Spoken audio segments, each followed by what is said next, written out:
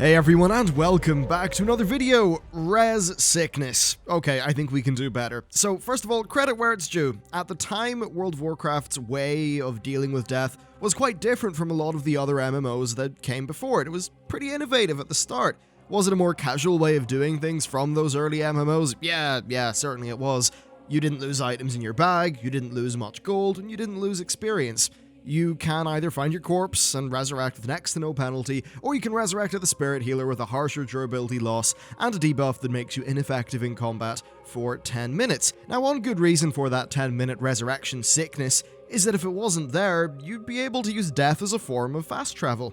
Sure, you can currently die and respawn at a graveyard to cut down in running time, but that's going to be useless because you basically can't fight until that 10-minute res sickness is gone. To be honest with you though, I don't think this fast travel issue is a massive concern. Other games like Elder Scrolls Online and Guild Wars 2, Star Wars, they have death systems where you respawn at a nearby waypoint. Basically something a bit like a flight point in World of Warcraft.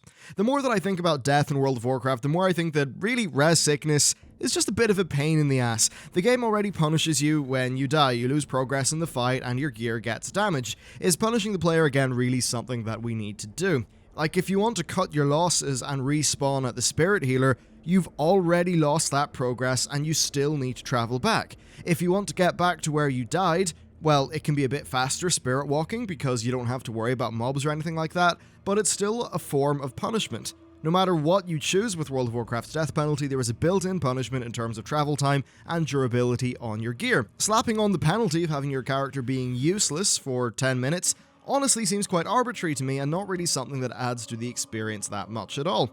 There are also situations where you end up chaining corpse runs because your character got in an odd place or you accidentally caught yourself out in an area full of elite mobs. Now, yes, that is your fault, but should the game punish you with a debuff beyond the inconvenience that it's already caused if you just want to know about the situation and end up back at the Spirit Healer so you can continue enjoying the game?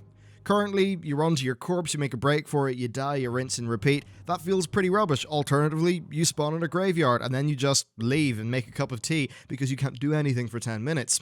And this is something that often happens because of strange graveyard behavior, strange placement, buggy movement, awkward geometry, or areas with higher than you would expect mob density. It feeds into this system where the game just kind of ends up being a barrier to you enjoying it because of one or two kind of legacy systems. I think it would be far nicer to just spawn back at the graveyard and keep on going rather than having res sickness arbitrarily hold you back. Or they could just put in the PvP system where, yeah, you get respawned after 30 seconds, and yeah, you have to wait 30 seconds, but hey, it's no biggie. And sure, it's okay to still keep the durability loss.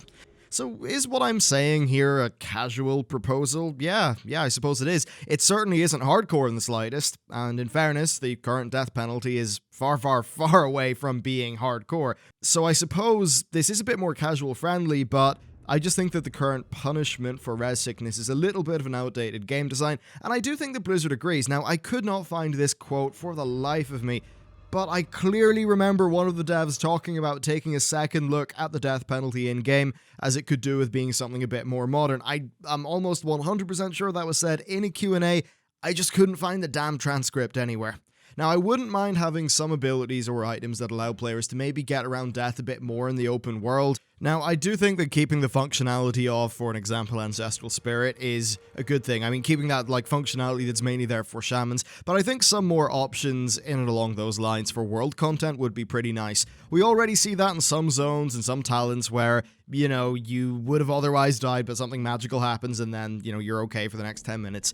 But I think that exploring that kind of broad sphere of things might not necessarily be a bad thing. Guild Wars 2 actually has a decently innovative system with death. Whenever your character runs out of health, you are put into the downed state, and when you're down, basically your character's stuck on the floor, and you have this like last chance to kill the mob that you were fighting, and if you do kill that mob, then you can actually save yourself from death, and you like rally and get up again. And that actually, while sometimes it can cause frustration because of like silly placement and things like that, it, in other times, can cause decently exciting little spikes of gameplay.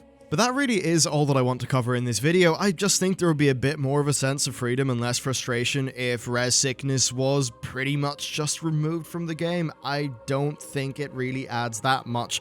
Bar preventing people from using death as a form of fast travel, but given how we already have our Flight Master's Whistle and our Goblin Gliders and all those things, I just don't think that's a big concern these days. Anyway, that's it for me. Let me know what your thoughts are down in the comments or via Twitter, which is the best place to get a hold of me. But with that said, thanks for watching, and I'll see you next time.